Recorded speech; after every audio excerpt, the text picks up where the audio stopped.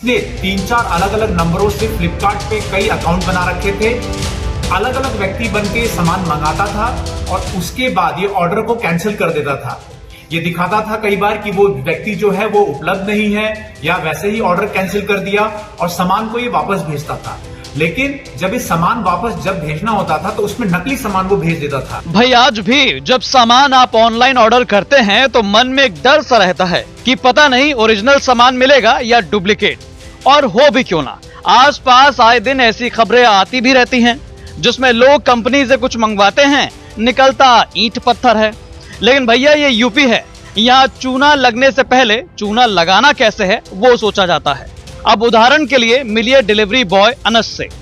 ये मिर्जापुर के कोतवाली कटरा में फ्लिपकार्ट डिलीवरी कंपनी से जुड़े हैं। इनके रूपरेखा और मासूमियत पर मत जाइएगा।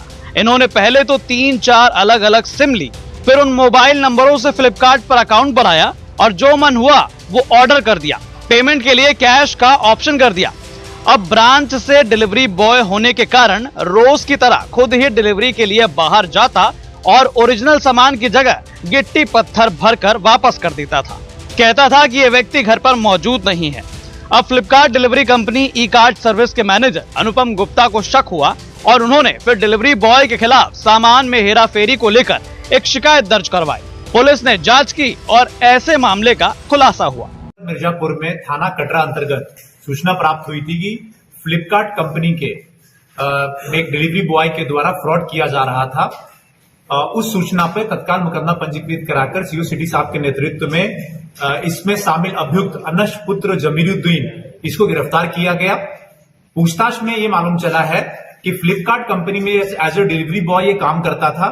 फ्लिपकार्ट से ये जो सामान है ऑर्डर किया करता था, काफी महंगे सामान, लाखों के सामान ऑर्डर करता था और इसने 3-4 अलग अलग नंबरों से फ्लिपकार्ट पे कई अकाउंट बना रखे थे। अलग अलग व्यक्ति बन के सामान मंगाता था और उसके बाद ये ऑर्डर को कैंसिल कर देता था। ये दिखाता था कई बार कि वो व्यक्ति जो है वो उपलब्ध नहीं है या वैसे ही ऑर्डर कैंसिल कर दिया और सामान को ये वापस भेजता था। लेकिन जब ये सामान वापस जब भेजना होता था तो उसमें नकली सामान वो भेज देता था। फॉर एग्जाम्पल, जैसे इसने एप्पल वॉच मंगाया तो जो मार्केट में डुप्लीकेट होता है सस्ते दाम का, वापस भेजते समय कैंसिल करके वो सामान भेजता था।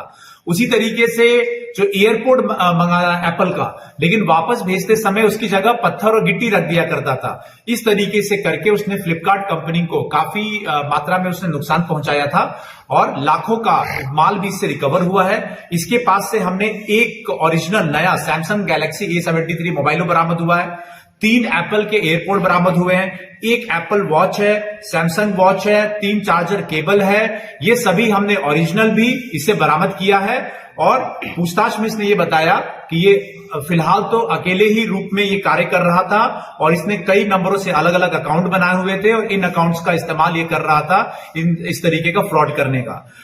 तो जनाब ऐसे मंगवाते थे महंगे सामान और कंपनी वालों को ही चूना लगा रहे थे गिट्टी पत्थर भरकर।